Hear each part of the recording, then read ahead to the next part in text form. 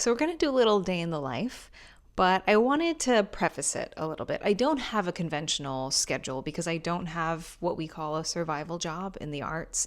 I have a lot of side hustles like walking dogs, coaching, and things like that, but I sort of set my own schedule. So it's interesting in that way. I do tend to mirror my days off of my husband's schedule. He works in the industry and he works 9 to 6. So generally, I work 9 to 6. He is working a lot of overtime currently. He works a lot of overtime a lot. All my post production people, you know what I'm talking about. So when he works overtime, I work overtime. This is my first time doing one of these videos, so you're going to see that there are a couple of things that I miss.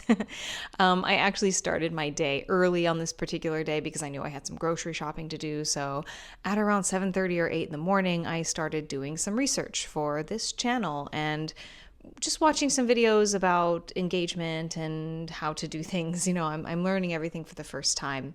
I also have a pretty healthy rebel streak though, so when somebody says this is how you do something, I tend to want to do the opposite.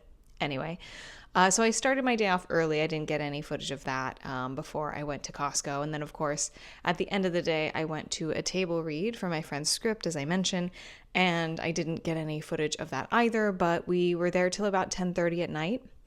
So this particular day was sort of an outlier. It also was a pretty producing heavy day. I would say that in general, my time is split 80-20, producing and then acting.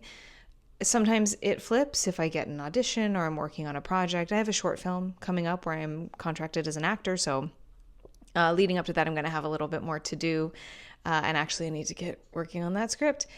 So here we go. Without further ado, a day in the life. So I went to Costco on this day, so I started by unloading some groceries, then making coffee, because yes, duh, coffee.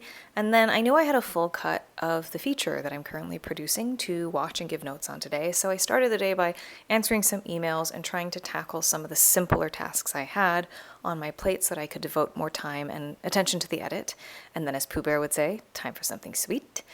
And then here I am reviewing the edit and taking notes. We are working on Frame.io, so I didn't have to take notes by hand, but sometimes I like it. And then I worked through lunch. I usually do. I don't tend to take very many breaks, but here I am outside taking a walk. And then after lunch, I had a meeting with the director for that feature, just updating each other on the finances and the timeline and where we are with the edit. Then I had another call with an actor for another feature that I had been working on. And then I started getting ready because I had a table read that night for a friend's script. And I just wanted to look cute, put my best foot forward. It was just a casual table read, but you never know.